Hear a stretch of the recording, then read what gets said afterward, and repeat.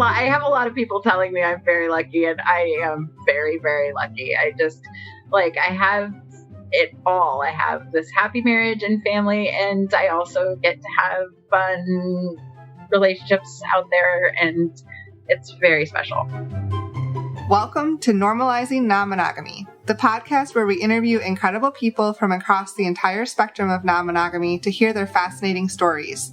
We strive to bring guests on the show who have a healthy approach to non-monogamy. However, it's important to remember that everyone does it a little bit differently, and the views and opinions expressed by our guests do not necessarily reflect our own. Additionally, we produce this show for entertainment purposes only. Please be aware that we aren't doctors or therapists. Consult a medical professional for anything regarding your health that you might learn about on the show. Enjoy! Welcome to episode 122. We're Finn and Emma, and today happens to be a very special episode. It's our 2-year podiversary. It is indeed. Well, just a couple days past, but we're rounding down.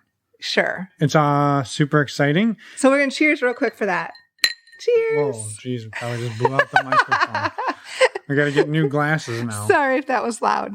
But we're excited. This podcast has been an adventure, and it has added so much to our lives. Yeah, we've met amazing people. We've interviewed amazing people, and we've made some really, really great friends along the way. And I mean, thank you to everybody who's come on the show, who's helped support the show. Reach out to us in any way. Come on and been part of our Patreon, been to one of our meet and greets. Yeah. Anything. So, yeah, pretty much everybody who's helped make it possible in any way, shape, or form. Thank you. One more. Cheers. Cheers. We'll do it a little quieter this time. Quieter. And fun fact about today's guests, Carrie and Jack. Our first episode aired 2 days after they started their adventures in non-monogamy. So it's their 2-year anniversary as well. Cheers. To be clear, we actually do have drinks in these glasses. We're not just cheersing empty glasses. I don't know that anybody was concerned. So today is super fun. Carrie and Jack have a fantastic story. There's lots of laughing, and it's great. We hope you enjoy it. We definitely enjoyed talking to them, and they are just super fun people. And make sure to listen all the way to the end, because they do wrap up their journey in a really beautiful way. So don't stop early. They tie it together in sort of I think it's special. Yeah. So thank you to them for coming on and for sharing, and we appreciate it. A few quick announcements before we jump into the show. Exciting new announcements. Yeah. So back in the beginning of January, Finn and I announced that we wanted to do more in-person events this year. And yeah, that's been hard, obviously, because of the whole quarantine and COVID-19 situation. So we thought of an alternative. Virtual events. Right. We're going to be doing virtual meet and greets.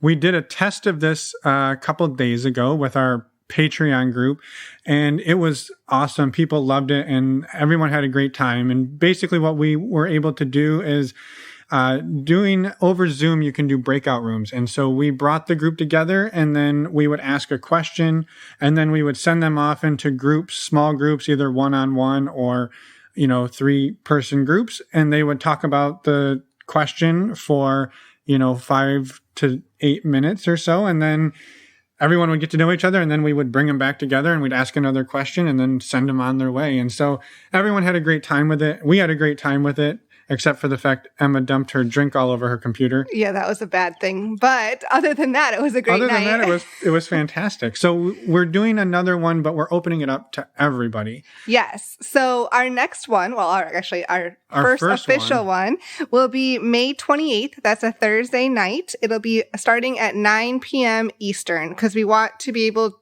to, that people at all time zones can join.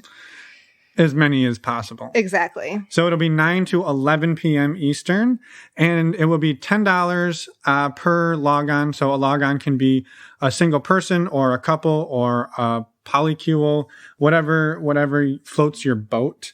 And if you are a Patreon member, you do get a discount. So you'll see that information in your Patreon. We'll send you an email through there. So if you're looking for a great time to join Patreon, now's a great time to get immediate bonus points. So yeah.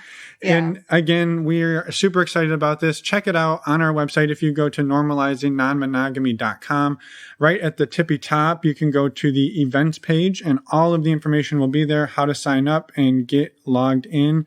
And tell your friends. It's going to be a great time. Yeah, we're super excited about this, and we need all of you to make it happen. So go again to our website, normalizingnonmonogamy.com, and sign up on the events page. And while you're there on the homepage, you can also find links to get to our Patreon page. If you do want to join that, we are still doing the monthly video Q&As along with some other fun events that we've been kind of putting together to help stave off the depression of isolation. Including a women's group that we started within our Patreon group as well. Yeah. So check that out. We're really loving building the community around the show. And so thank you to all of the people who've helped us do that and who've participated in these events. It's been fantastic. And we love every one of you and we love having you in the community. Yes. Thank you so much. It would not be where it is without all of you.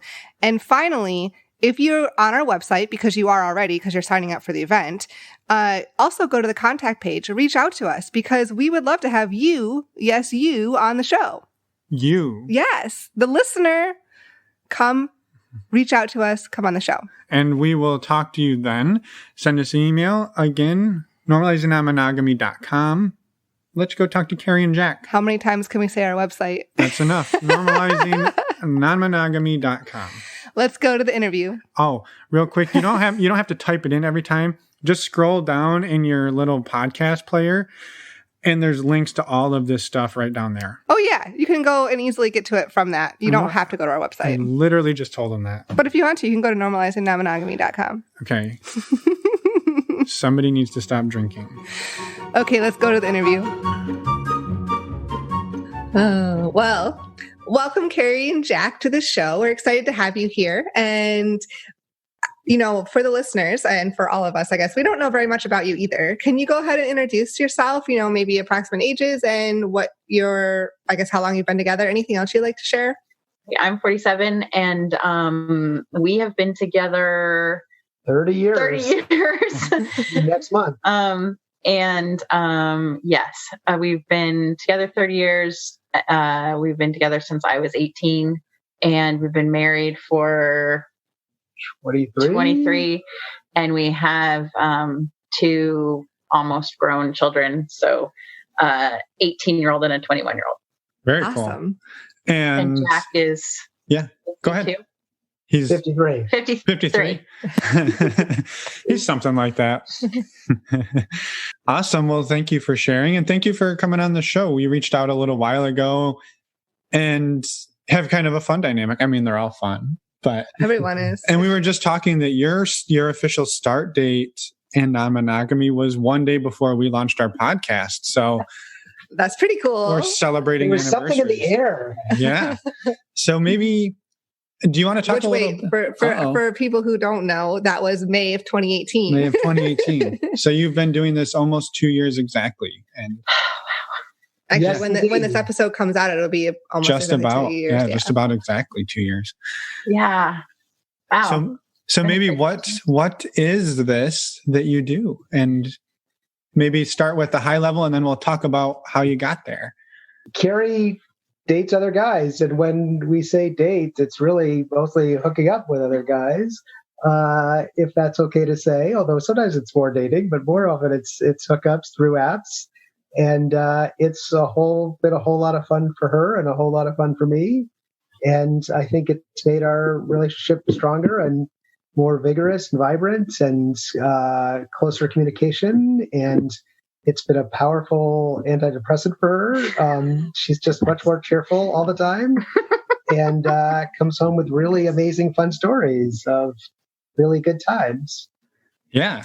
That's amazing. And I want to just, based on the listeners can't see your faces, but I want to say, like, there's absolutely nothing to be ashamed or embarrassed about for that. Like, it's amazing, right? Like, it's so fun that you found something that works and has been exciting and added to your relationship. No, I mean, I feel that way really strongly. It's just, I'm pretty open about it for the most part, but it's still hard.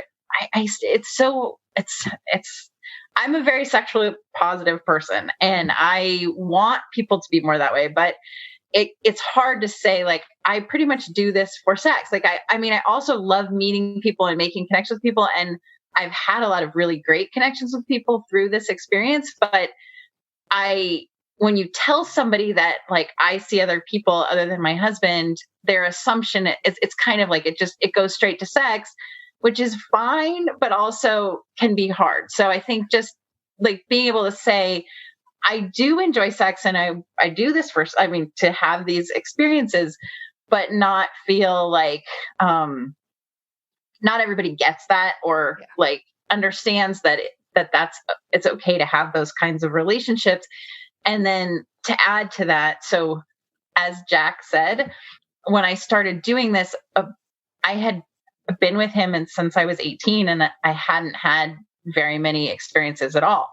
And so it was an opportunity for me to kind of have that chance to explore meeting people and having sexual experiences with different people. And so at first I just really saw it that way as, just a couple hookups and meeting people. But then I did like develop relationships with certain people, and I really like the friends that I've made through this. And I've met people that I never would have met in any other way because I met them on a dating app and then we become friends. And I'll be talking to someone else and I'll be like, oh yeah, my friend so-and-so. And they're like, how did you meet that person? And I'm like, I'm trying to at the make gym. Up. Yeah, exactly. At the gym is one of them. In a dance class. I don't know.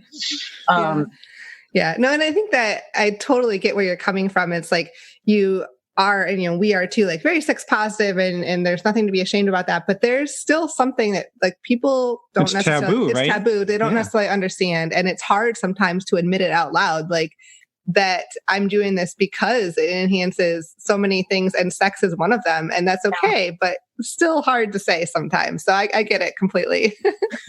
So for the first 30 years of... Not quite. They've been together. The first 28 years of your relationship, had you ever talked about exploring non-monogamy, or did this just come up on April 30th or April 31st? How many days? There's not 31 days. April 30th, 2018. Yeah, no, so it had featured... It had featured pretty loudly in our fantasy life for a long time. We've always enjoyed reading stories to each other, erotic stories to each other, and pretty early on, I mean, within somewhere in the mid '90s, I think, I totally got obsessed with penthouse letters, wife watching episodes, theme issues, and just all of those wild erotic stories about husbands and their wives straying, and how much of a turn on it was for the husband. And we read a lot of those stories and got a lot of enjoyment out of them for a long time. And very, very, very, very, very gradually, I think the excitement around those stories led to, what would that be like in real life? What would that be like if we were to try that? And that was just sort of fun conversational play for a long time. I want to add to that. Jack has never, ever been a jealous person ever. And so even actually when we were writing our wedding vows, he didn't want to put in anything about owning. He was like, I don't own your body. Like, it's your body, whatever you need to do. And I was the one that was jealous and didn't feel, comfortable with that idea. And so it's really been him working on me. And so it's been especially funny that it's me that's having all these experiences and really enjoying that. And I sometimes feel bad because I was the jealous one. Now I have come to the place where I feel very open. When we first decided to do this, it was very much a decision that I would go and see other people, but he wouldn't, because I wasn't comfortable with that, which I still feel kind of bad about that. But that was what we decided was what worked for us. And now I have come to the place where now I see that experience and how it doesn't take away from how I feel about him at all. And so I'm very open, to him being with other people now in a way that I wasn't at the beginning. But for him, it's always been that way. I used to go out dancing all the time without him, and I would come home and say, oh, you know, these guys were flirting with me, and he loved that. That was always, he never, whereas my friends would go, oh my God, you know, your husband's going to be so mad. And I was like, that's not how he is. That's just not. So. Yeah. That's awesome. And even now, though, at this point, with you coming to the realization that it wouldn't be that big of a deal, you don't really pursue this in like a couple to couple dynamic, right? It's still pretty primarily Carrie, you going and finding other men. Yes. But we found the couple dynamic just more challenging. I mean, we did a little bit of looking around and looking at local clubs and stuff, but we haven't, you know, really made contact in the same way. Whereas the dating apps are such an easy way to connect with people. So we're definitely open to exploring that. That's kind of something that we've been talking about as our next step, but we haven't quite gotten there yet. So would you be willing to take us back to the beginning to just, you know, the build up to this, like pulling the trigger and making it real, from penthouse letters to real life? Carrie's going to meet an actual human. Am I talking too much? No, go. It's fun. Okay. So we had been talking about this, and you probably remember the exact moment that you like got something in my ear, but there was definitely a time before Craigslist died. That was like right at the time Craigslist died. So before Craigslist died, that I would go and like look on Craigslist, you know, and just look at ads on Craigslist and be like, oh, you know, you can like contact people this way. Like I never thought of doing that. So that was kind of my little like weird little way of like thinking about it, but not acting on it. And then so this is it's a pretty funny thing that our family all shares one, you know, iTunes account. So occasionally things get shared between all of our phones when they're, you know, not supposed to. And our daughter was in college, and she downloaded a dating app, this weird dating app called Hater. I don't even know if it exists anymore, but and it just showed up on my phone. And so I was kind of considering downloading a dating app or like thinking about that, but then it showed up on my phone. So I just started kind of playing with it. And it was a weird dating app that wasn't very popular, but what happened was it connected with people all over the country. So all of a sudden I had like chats going with men in like Italy and Turkey and India and all these places. And it was like this fun, like, oh, I can just start like flirting with these people, and it's so safe because they're so far away, like nothing's going to happen. And so that was kind of the first thing where it felt like, well, this is like fun, because then it looks like I'm having like a little affair or whatever, but it's all just. You were crazy sexting. I was doing a lot of sexting. Yeah. Having fun with it. I was having a lot of fun with it. And it was kind of weird because I hadn't had that experience before at all. So, you know, just starting to, you know, get a message from someone and then being like, hey, you know, it just. All of a sudden she would jump up out of her chair and go running into the bedroom and close the door behind her and lock it. And I was like, what's going on in there? Yeah. So it was like, and the thing is, I really have had like a whole like teenage experience, you know, like I just didn't have this experience of dating and, you know, having different partners and that just was not something I experienced. So there have definitely been times when I am very much like a very horny teenager, and it's kind of embarrassing. It's kind of awesome. And then there was the day I was actually on a work trip in Seattle, and she called me up and she said, well, there's this guy in Hater. He's going to buy a plane ticket and come spend the weekend with me. Is that okay?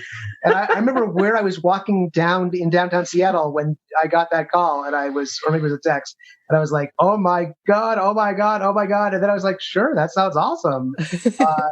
I was both freaking out and super excited. And then that guy actually canceled and come through, and I came home from that trip, and then it was just another week or two, and she was in the share, and she was, still messaging with people. And she said, you know what? I think I might download Bumble. Can I try that? I was like, sure, you could try that. And I think within like an hour of your downloading it, like stuff was already like speeding up. It was, I know that everybody tells you that it's so much, it's easier for women. I mean, we've listened to Dan Savage forever, right? Like, so we've been listening to sex positive podcasts and all stuff, and that comes up. Like, it's so much easier. Like he says, like if a woman wants sex, like she can get it at any time.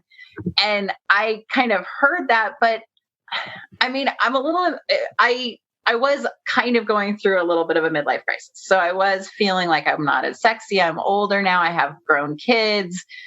All of that was kind of going through my head. And Jack and I have always had a very strong sexual relationship. That's always been there. But there was just something I was going through, like, oh, I'm never going to, be attractive and guys aren't going to be into me anymore. And I'll just have to accept that. And so I think it just shocked me completely that when I went on Bumble, it was like, woo, there's all these people. I just wasn't expecting that. So I got a little overwhelmed by it. Well, it sounds like a good problem to have. Yeah. I mean, if that's what you're looking for. So you presumably had the first experience, obviously. And how did things maybe progress from there? Like, it seems like it was probably a good time, good fun. You don't have to go into like the gory details, but just. Oh, this isn't Penthouse, Jack. It's just. sorry.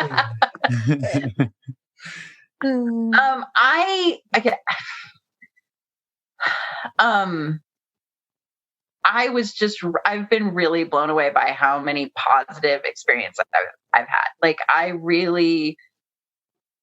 went into this kind of naive and just meeting people at their places. Like I was like, I'll just go to your house. Like I wasn't being very safe, and I've just been incredibly lucky. Now I've kind of learned, to be safer in different ways. I mean, I always would get a lot of information first and try to, feel out the crazy.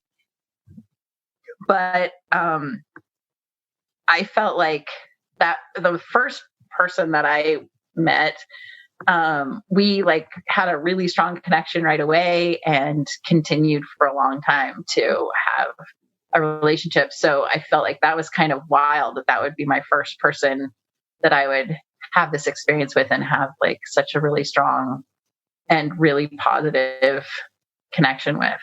Mm-hmm. Yeah. And Jack, on your end, like, how was those first couple experiences?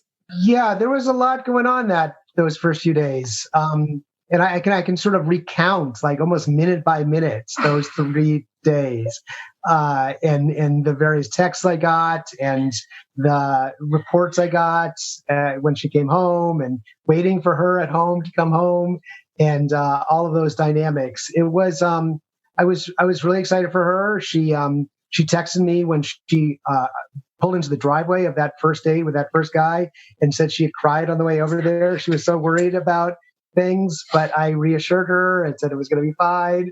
And she came home and she was very happy about what had happened.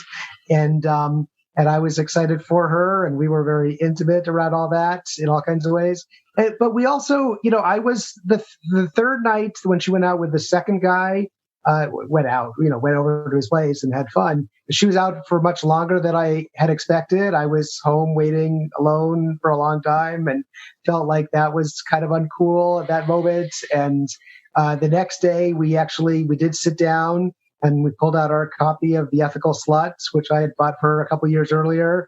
And I had done some online research because I'm kind of like that.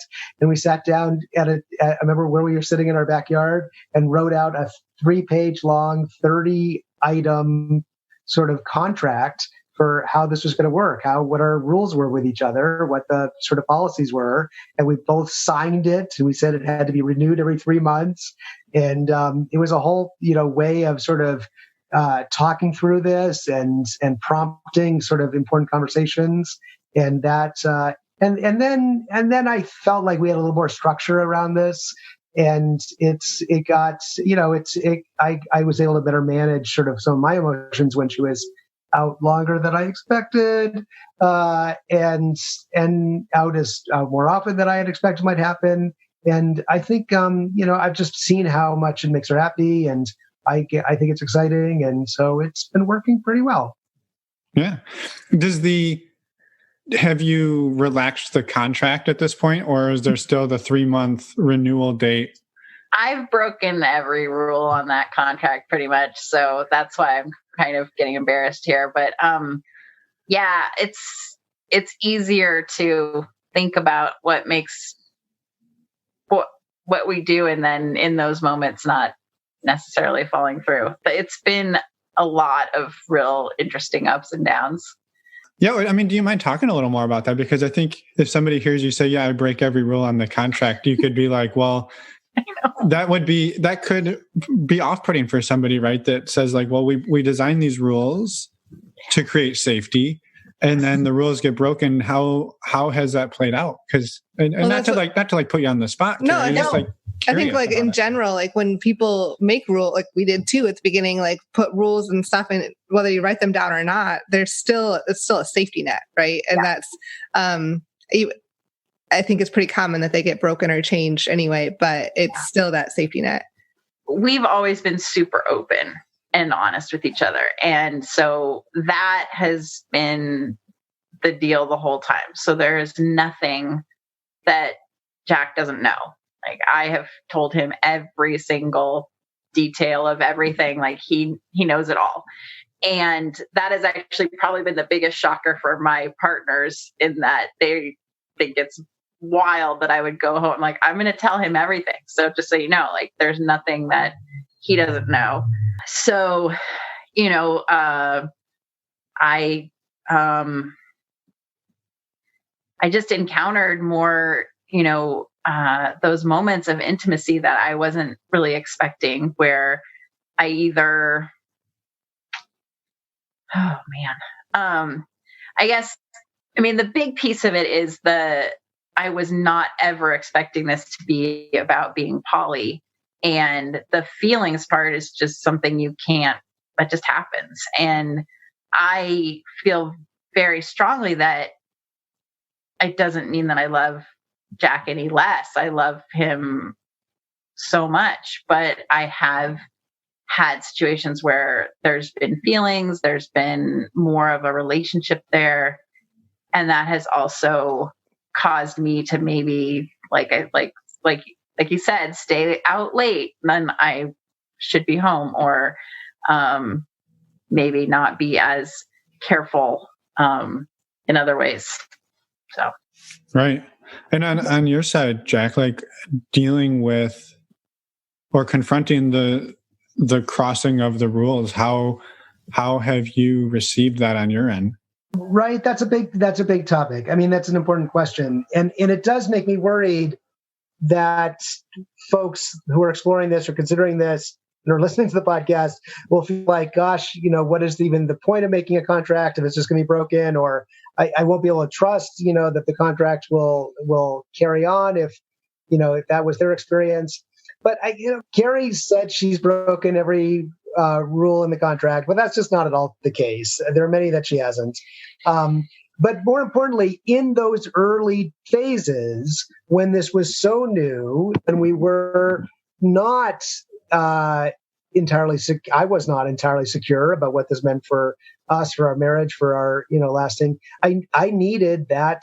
But as the weeks and then months proceeded, I became increasingly confident and trusting that this was not going to threaten our commitment to each other, the strength of our relationship. And so it was, I was able quite comfortably to let the structure soften, to allow for that much greater flexibility. And as Carrie said, she was very honest with me, and she would tell me when she was breaking some of the rules, and we would talk that through. And those were important conversations for us, actually, as we sort of explored this. So I think it was that we didn't adhere to it, that she didn't adhere to it, is not an indictment of her, and it certainly doesn't mean it wasn't a worthwhile thing for us to do. It was still, as I look back on it, a very valuable part of this journey, even as we sort of have transcended it in a certain sense. Yeah. Well, thank you for sharing. And yeah.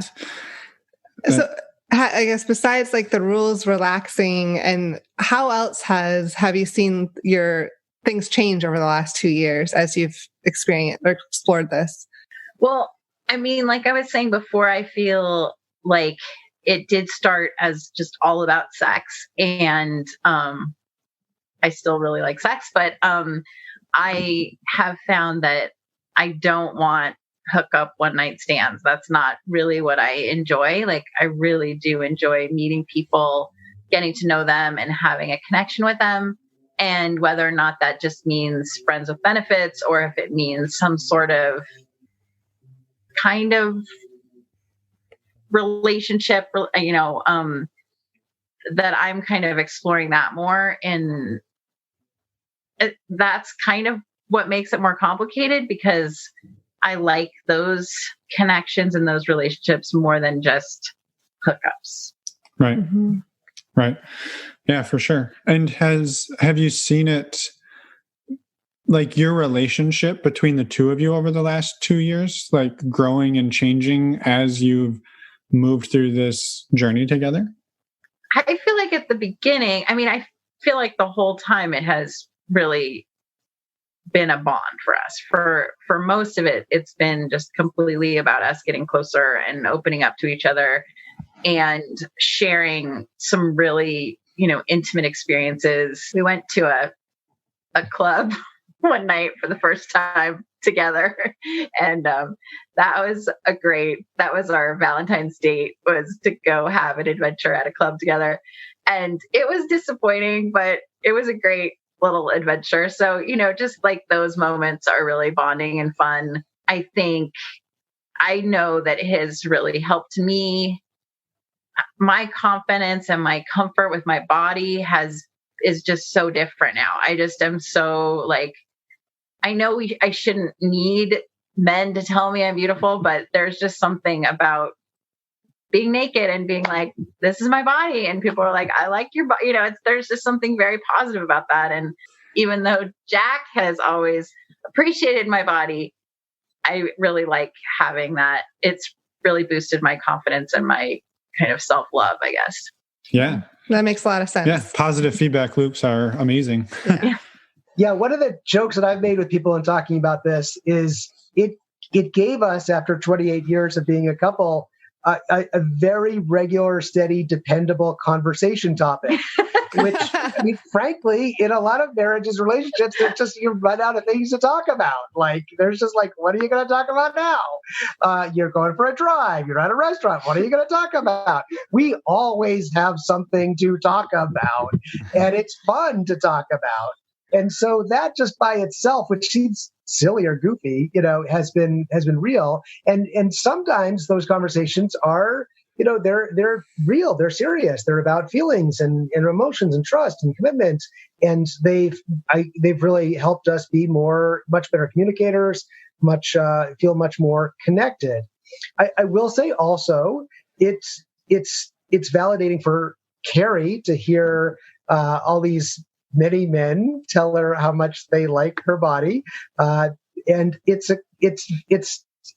affirming to me. It's exciting to me that she's so desired, and I mean, frankly, I didn't know that so many that she would be able to attract so many young guys in their 20s and 30s who are. She shows me the pictures, very fit and very hunky and very well blessed, and it's totally exciting for me that she's so exciting to other people, and so it's been it's been really a very positive journey for us. I want to add to that I really have enjoyed the emotions of it, even though I've had some painful times. And there's just something about like having your heart broken again, that you think like, I'll never experience that again in my life, that is actually kind of special to kind of feel that. And so I have had a couple of those moments where I've gotten very attached to people, and then for whatever reason, things didn't go well. And to be able to have my husband hold me and comfort me while I'm crying about being broken up with by someone else is actually pretty amazing. And I have been blown away by his ability to just support me through all of my crazy emotions and put up with me talking about these guys. And some of that is not just, they're hunky and sexy, but about their lives and their struggles. And it's been really powerful. Yeah. Yeah, that's amazing. Yeah, if I can jump in. Of course. Are we talking too much? No, that's the point. Remember what I said? I remember walking through the Charlotte airport in North Carolina when she called me in tears, sobbing really on the phone, having broken up with that first guy that she had been with for a couple months at that time, been with and seeing. And I remember this whole sort of, metacognition, this thinking process around, wow, it's now my job to support her and comfort her and, kind of help her feel better about this breakup. And then a quick second wave, like, yeah, this is my job. I love her dearly. I care for her greatly. This is where she's at and she needs, and it's my role. And I'm to give her that comfort. You can't sort of you can't maintain certain kind of boundaries like, well, that's not something I'm willing to support you on. You have to sort of like, this is the holistic relationship. That's the deal. Yeah. Yeah. You can't be like, well, hey, when I read you those penthouse letters, this wasn't part of that deal, right? You're on your own. So, no, that's fantastic. And thank you for sharing. I was curious, and I was going to ask this question a while ago, but you kind of alluded to, and maybe I just misinterpreted, when you, like the first time you did this, was it 3 dates back to back, like 3 nights in a row? Or did I misinterpret that? Yes, it was. It was 2 dates with the first guy. It was Wednesday with the first guy, Thursday with the first guy, and then Friday with a new guy. Yeah, it was. She talks about how she's been like a teenager, but she's had a lot of activity. It's been 3, 4, 5, nights a week on a pretty regular basis, and we're in the quarantine right now. It's very hard for her. I was going to say, thanks for taking the time out of your schedule, Carrie, to talk to us. I've freed up a lot of time. Like I said, it was kind of, okay, so the question about whether or not sex addiction exists, right? Jack does not believe in that, but I have had those moments like maybe this is something that I have to be careful of. And, I have definitely had times where I've taken breaks from it and I've, shut down my accounts and everything, but not very long breaks. Like an afternoon. Yeah. But it was kind of just a crazy time for me to be like, wow, I can do this. I can go have sex anytime. And I didn't have that experience before and I really do enjoy it. So yeah, that's awesome. And there's nothing wrong with that. Exactly. Come home so happy. You're so chipper every time. And you give that energy to him, which is exciting. Okay, good. Yeah. Awesome. I was curious on Jack. By the way, I just want to say I'm glad that I keyed in on that because that's an amazing detail that I thought got overlooked. So good job. I just wanted to brag for like a split second. Okay, your question. Jack, on your end, has there, or I guess for both of you, has there been talk? You have mentioned that you've met couples before, but has there been talk of you going out and dating as well, or is that just not of interest to you, or not the right time, or just what are your feelings about that? Yeah, that's been a moving target. And that's okay. That's okay, yeah. By the way. Right. Oh, thank you. I get that. For a full year and a quarter, 13, 14, 15 months, there was zero activity at all. I wasn't really interested. Carrie wasn't comfortable with it. I wasn't really interested in it, and it just wasn't on the table. And then, a little bit last summer, fall, Carrie started to say that she was, had come around and could, totally feel confident that this would not be a threat. And I sort of put a profile out there a little bit, uncomfortably, and didn't really get a lot of activity going. And I was always kind of mixed feelings about it. And so, no, it hasn't really gone anywhere. And no, we haven't really met any couples. We, one time we went to this sex club in another nearby city to sort of see what the scene was like. And, and it was Valentine's night, and Carrie said, let's see what we can find for us both to have happen here. Maybe find another couple.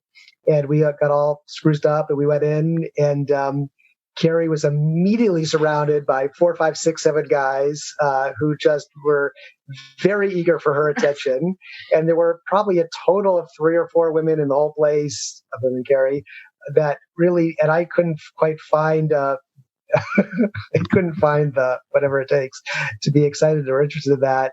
And so no, that really hasn't gone. And there have been a few moments when I felt a little left out or a little disappointed not to have that excitement or that adventure. But, for the most part, it's just not a burning thing for me. It is a continuing thing on our table for us to keep exploring. Has the frequency maybe of the interactions that you've been having, Carrie, has that resonated then back through your relationship? Like, have you seen an increase between the two of you, or was it like... And like sex? Yeah, and sex. Like, well, but now I'm getting it 5 nights a week from somebody else. I don't need it anymore. Because I could see people being like, well, hey, if she's like, I don't need it 7 nights a week kind of thing, right? But I don't know, like, how has that worked for the two of you? So some people do. No, I know. I'm just saying. I wasn't saying me personally. I could just. Somebody listening might be thinking like, "Holy shit, that's a lot." And, yeah. So again, I kind of felt like there was something wrong with me because, and I now know that a lot of women go through this in their 40s or in their 30s or 40s. This kind of, that's our sexual peak. And so, we think, well, men seem to go through that sooner than we do, and we don't really get that experience in the same way. But that's how it felt for me. It was like, I'm just happy to have sex all the time and multiple times a day. And pretty much anytime I was out with someone else, I would come home and have sex with him. Like, that was pretty normal. It was just, so I think we were having way more sex during that time than we'd been having. And I'd say that slowed down some now, but it totally spiced things up for us. So, we were more excited to be together, and that was, so. Awesome. Yeah. Yeah, no, that's absolutely the case. And I can chart it with data. I collected data very carefully for the first year and a half. And the data clearly supports the more often Carrie has sex, the more she wants to have sex. It's there's no depletion effect, quite the opposite. Whereas for many men I know, including myself, that's not exactly the way the body chemistry works. But for Carrie, my goodness, it's the rich get richer.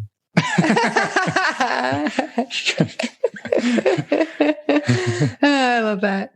Go ahead. Were you going to say something else? I was just going to say one of the funny complications in this has been that my husband is not jealous and has totally accepted that this is who I am. And every time I meet someone, it's pretty much the first thing I tell them. I'm married. It's not anything I hide from people. I'm happily married. This is, how I'm doing this. And where I've had complications is when people I am developing a relationship with then start to get jealous. And that's just been so strange. So I'm like, you're like from day one have been the other person. Like, why, how could you possibly have a problem with that? But they're not built in that, they're not expecting that kind of I don't know how to explain it, but it's just been. And funny. they're not jealous of me usually. They understand that that's your anchor, but they don't want you to go and see other guys. Yeah. And you're like, who are you to say that I can't go see other guys? And they don't seem to slow you down much. But so that's just been interesting because I wouldn't think, like, I wasn't expecting to develop those kinds of relationships, but now that I have, it's interesting that sometimes the jealousy comes from them. And sometimes it has been that they have actually wanted me to be like in a real relationship with them. And I'm like, well, that's not going to happen. Right. Yeah, no, it's interesting. And you said you tell pretty much everybody that you meet. I guess, are you too open with, you said you have kids. Are you open with your family? Are you open with other people in your lives that like you guys have started exploring this, or? I find that so hard because everybody that knows me knows that I am a completely open book. I am just out there. Like I've always been that way. I just pretty much, if you know me, you know my story, you know everything about me. You can probably tell already because I've already told you pretty much everything about me. And I'd be telling you everything. And so having a secret has been really hard because that isn't really how I am built. And so I have told most of my good friends and, my sister, and I would not tell, or I don't feel comfortable telling all of our family, but I feel like I have told, most of the people that now, because the people I work with, I'm very close with. And so now I've told most of them, but I keep wondering, like, what if my boss finds out in some weird conversation, and then what if I don't know. There's just moments where I worry that, I'll get judged for it, which I mean, I do, and I will, but that's just a little bit of a stress sometimes. We didn't tell the kids for the first 6 months or so. And then our college daughter, who, as we said, who is poly and very out there, Carrie did confide, I think, over Christmas break with our older child home from college. And but our younger in the house, we really weren't sure he could handle it. Didn't want to put it out there for him. And but he's such a romantic. This kid, he's just, I don't know what it is, but he's just like so about falling in love, and he's just like such a sweetheart kid. I just thought he might not get it. He might not get it. And that he would worry about our relationship. He does not want his parents to get divorced, but he couldn't help but notice that Carrie was going out on a pretty regular basis. It would be impossible not to see that. And it just wasn't surfaced. We just sort of avoided the topic. And then... Can I tell the... Sure. So we pretty much have family dinner most nights when everybody's home. And we're sitting down to family dinner, and the two of them come in from outside, and our daughter just says, "Mom, I told him." And I was just like, what? I like spit out my dinner. I was like, what? Like, what are you talking about? But I guess he had gone to her and said, "I think Mom's having an affair, and I'm worried." And I knew that he was seeing things because I was texting all the time. Like, I'd never texted like I do now, right? Like, I'm on the phone texting all the time. Which I never did. So that he knew that.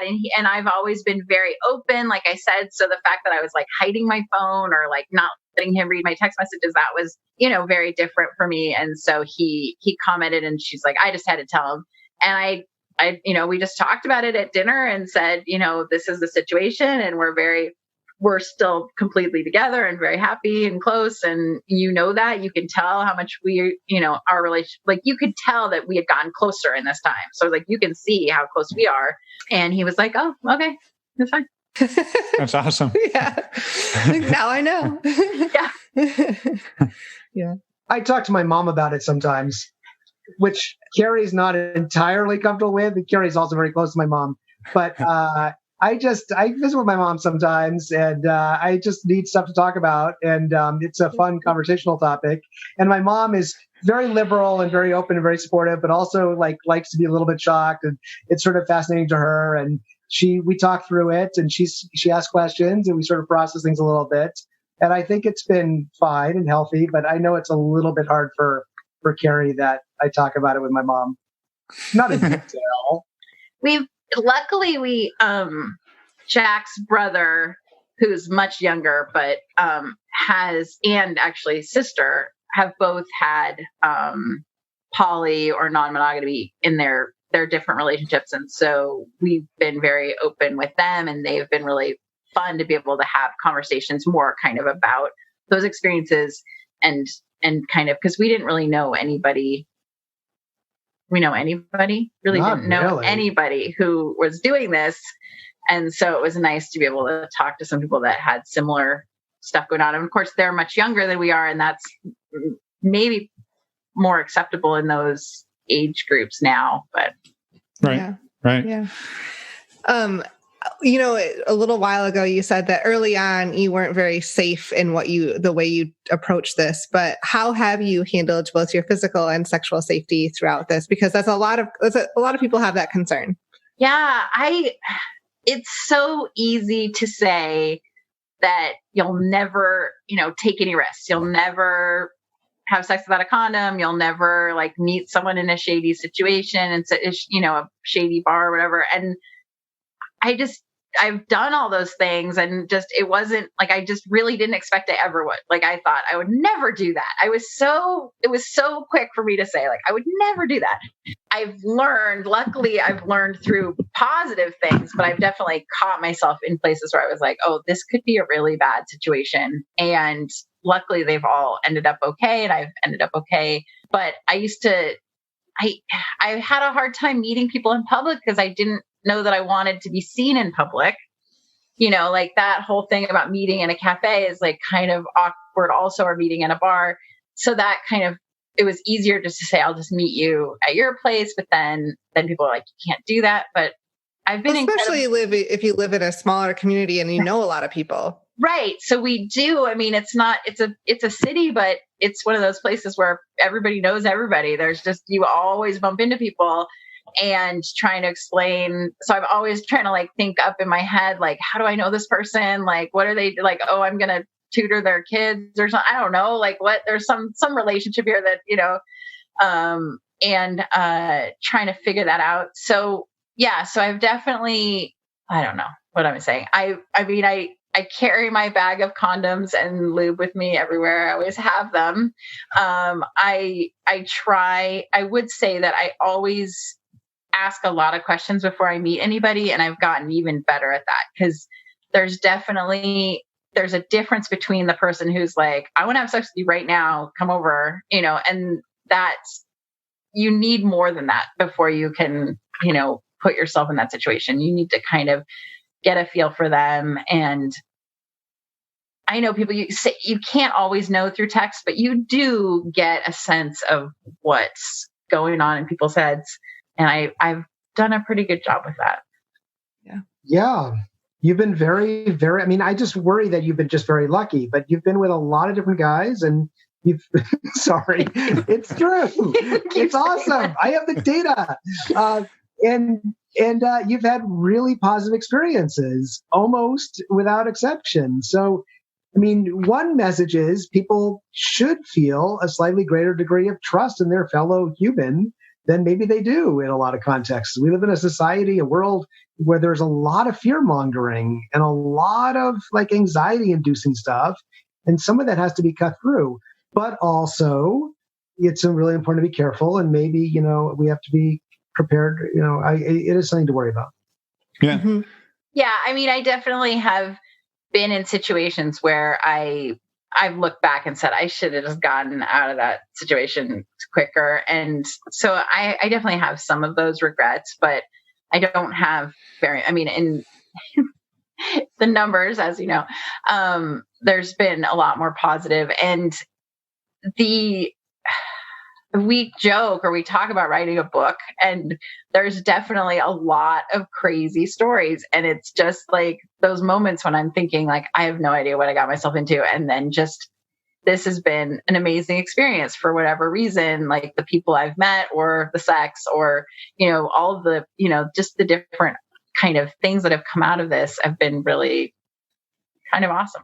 I want to add one of the rules in the contract that has never been broken and that's been a very serious precaution we've had, and she's taken, is that guys never, ever come here to our house, and Carrie never, ever provides a guy her address. No, yeah.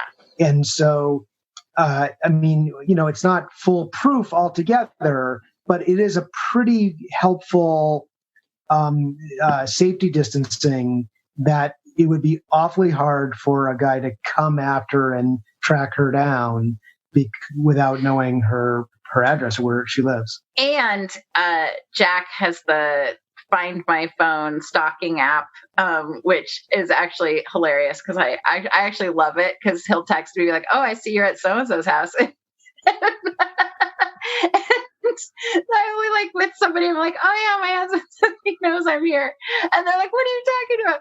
But I feel like that was great right from the beginning. I was like, okay, I could go meet someone and I don't have to tell him exactly where I'm going because he knows it's going to be on my phone. He could find me. Not that he's ever needed to, but it's a good thing to know. I track her very closely. Well, I mean, it is a very good safety feature, I guess, for like, he does know where you're at. If he doesn't hear from you in a certain amount of time, like he knows where to come find you. Yeah, exactly. So something you said a minute ago that maybe you'd be willing to share one or two is that you found yourself in some crazy situations. And I think one of the questions we like to ask is the blooper question, but maybe this is a sister question to that. And that, like, what is maybe one or two of the things that, like, you're in a situation, you're like, how did I get here? And then, like, that it turned out amazing, or maybe it didn't, but like, you're just like looking at your situation, like wondering how life led you into this predicament.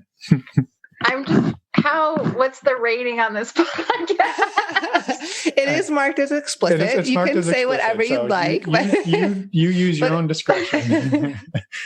Okay, so I had the one that was the most crazy, and that, well, I have a couple, but the one that was probably the most crazy, I had matched with this guy and he said, "Do you want to come over?" And I said, okay. So I got a car, I didn't drive, to his place and got dropped off at where I thought he was. And I was in an area in a neighborhood that was not a very safe neighborhood, kind of wandering. And I thought, oh my God, what did I get myself into? I'm like literally in a bad neighborhood, wandering around, don't know where this guy's house is. And I thought, I'm such an idiot. And I texted him like, "Where are you? I don't know where I'm supposed to be." And then he comes out and he's this really sweet guy. He gives me a big hug. And I go back to his apartment with him and he just ends up being just a sweetheart. He's so sweet and we talk and we get along really well and we start messing around. And Go.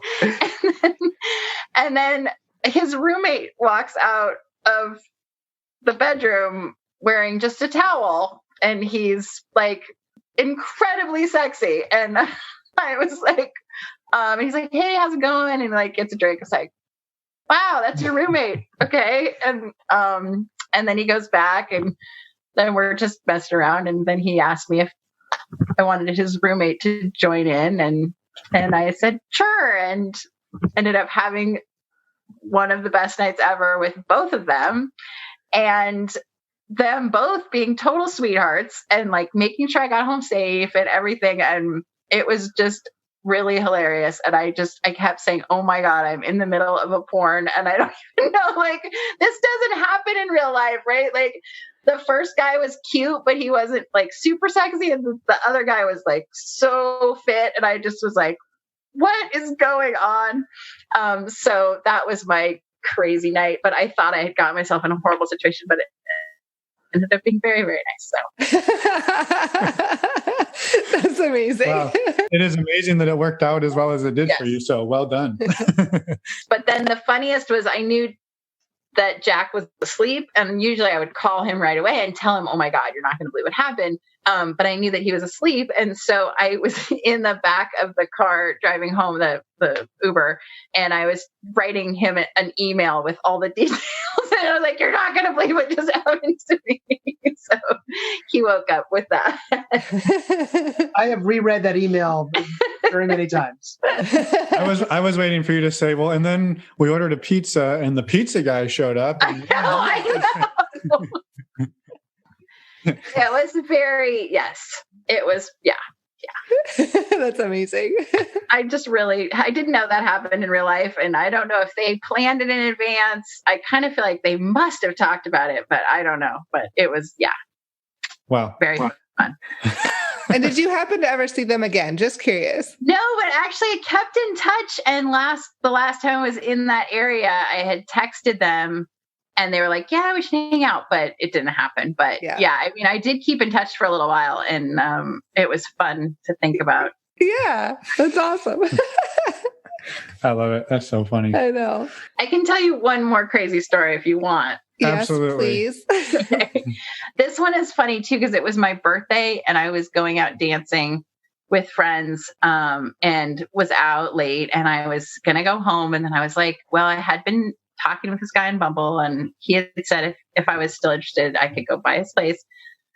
So I went to his place and he wouldn't let me go in his house. And I was like, okay, this is getting weird. Maybe, he's like, let's just sit in the yard and we'll just chat. And so we sat in the yard and he was asking me a lot of questions about like, what are you comfortable with or what are you into? And he really wanted like my details about what I was into.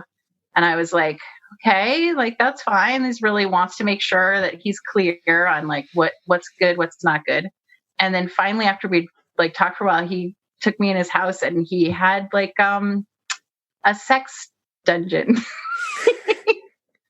like a room with like every sex toy you could imagine and like everything, it was really, really hilarious. But he had already, talked me through. So he knew exactly what I was comfortable with. He wasn't pushing anything that I wasn't comfortable with. He was like, I know you don't want to do that, but I have this. It was so that was another really wild adventure night. So happy birthday, Carrie. Yeah. Honestly, I think that's like, I see why he did it. Like, I can see why it would be a little off-putting at the start. Yeah. But like, it was actually really smart. Like, he figured out exactly what you were into and not into before he like walked you into the crazy sex room. So yeah, I mean, it makes a lot of sense that he didn't want to freak me out. But I was like, it's so funny that he just wants to sit in the yard and talk. But he was like, I know that you're not into that, but I know you're comfortable with like, and then he was like, do you want to try this or not? And, he was actually a great intro to all of those. So yeah, different things I hadn't tried. That's really cool. And props to him for, rolling it out right. Yeah. I mean, he could have, I don't know, because if he would have told you like ahead of time, would that have scared you off? Right. Like, so like, it's hard to. Would have. Yeah. I mean, not that I'm not very open, but just, I don't know. I think I would have wanted to meet him first and get a sense of him before I like felt comfortable. Yeah. I would just add too, just quickly, that as much as we've talked a lot about this as a sexual adventure or sexual, journey, it's also been this really remarkable anthropological sort of journey in which Carrie has had the opportunity time after time to get, behind people's closed doors, to get into these men's, private lives or personal lives, and learn about their experiences, their unique, stories in a way that most of us spend most of our days, nearly all of our time, just seeing the most external facade of other people. And I my only way to experience this is through Carrie's storytelling, what she brings back. But it's still fascinating for me because she's interacting with people from very different walks of life. We live a pretty, fortunate, affluent, upper middle class, professional lifestyle. And she's interacting with all these people with very different backgrounds and learning about their, and they're confiding in her. They're vulnerable with her. They're telling, powerful stories of their, upbringing or their challenges, some of them very big challenges. And it's stunning to me how little exposure we have to other people's, personal private journeys. And Carrie has that in this experience. And that's something we talk about. Like I said, we have so much more to talk about these days. And as much as we, of course, emphasize the sexual, and the sexual is a big part of this, it's this interpersonal dynamic is really fascinating and really powerful for her journey and through my observation of it. Yeah. I mean, we joke a little. Sometimes Jack jokes with me that I'm doing like a service because there's just so many lonely people out there. But it is kind of true. Like there are a lot of lonely people, and it is really kind of special to make a connection with people. And I've made a lot of connections with people, and yes, a lot of it is sexual, but a lot of them are deeper than that. And I've loved that part of it. I love that I have all these men in my life now that I never would have, had relationships with them. I really do have a relationship with them, and I care about them. And, they, text me about what's going on with their cat or their kids or whatever. I've actually have met a lot of single dads. I think that is a category of men that have a hard time dating and don't have time for it a lot of times. So it's like nice to have like a relationship that's kind of, easy to fit in and not too consuming. And, so that also has been nice because I love like hearing about people's families and knowing about their kids and stuff. And so it's, I really love those relationships. Yeah. Yeah. Well, thank you for bringing that part up, because I think it's, it's a big part of this too and important. Yeah, no, I think it's amazing. And it is, right? Like you said, there's obviously a sexual component to it, but it runs so much deeper than that. And you're experiencing things in life that, I mean, honestly, the percentage of people in the world who will experience the things that you've gotten to experience in the last 2 years is just so minuscule, right? And I think that's incredible. So yeah. I have a lot of people telling me I'm very lucky, and I am very, very lucky. I just I have it all. I have this happy marriage and family, and I also get to have fun relationships out there, and it's very special. And you deserve every bit of it. Awesome. Well, I mean, maybe if you don't have anything else. Is there any last things that you guys, either way you want to say? No? Okay. No? Then yeah, we can thank you so much for coming on and being vulnerable with us and the listeners and sharing your story, because I know there will be people out there that find this fascinating or that relate to this. I hope we inspire a couple of... Inspire people. Yeah, exactly. So. I do feel that strongly. Like I think that women, and I know so many women that have sexless marriages or have situations where they just don't, have that in their life. And I feel sad for them. I think that it's important to have that. And for me, this has been an incredible experience, but I hope that women can just be more comfortable as they get older to say, like, I still want this to be part of my life, Yeah. Yeah. Yeah. No, that's huge. And again, thank you for sharing it, and both of you for sharing it and coming on and talking. And we're excited to be able to put the story out there. So, yeah. And it's been super fun. You guys are a blast to talk to. So thank you for that. It's so nice to meet you guys. Yes, very nice. Likewise. Thank you. Have a wonderful evening, and we'll be in touch. We'll get an update. Definitely getting an update. Right. Thank you. Excellent. Take care. Bye. Bye. Bye. And we're back. Thank you so much to Carrie and Jack for reaching out and coming on the show, being vulnerable. We appreciate it, and we love talking to you. And how about that? Basically living life like a porno. It's awesome. Who shows up for one hookup and winds up hooking up with the roommate? If this happened to you, please go to normalizingnonmonogamy.com. Send us an email. We would love to hear about it. Yeah. So congratulations, Carrie. Well played. Yeah, it was awesome. And I would love to hear somebody else that happened to. So reach out to us. Next week. Special Monday. We actually haven't had a Monday episode. And now our neighbors are awake. Since January, yeah. Because we've been doing Focus Fridays. Oh, jeez, old pizza's getting loud in here. But Monday, we have an interview with Chelsea and Luke. And then on Wednesday, we have our regularly scheduled interview with Michelle and Steve. And that is it's an exciting one because that's our first time doing a three-way interview. I guess so. Well, I guess technically there was 4 of us, but we were all in 3 different cities around the globe. Yeah. 2 different continents. 2 different continents. That's true. Well, Chelsea and Luke were in a different country too. I suppose they were. Well, thanks for downplaying it. I appreciate it. So next week is International Week, I guess.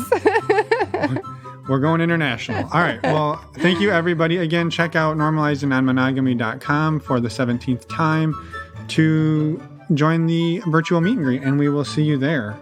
Thank you so much for listening. We love you all.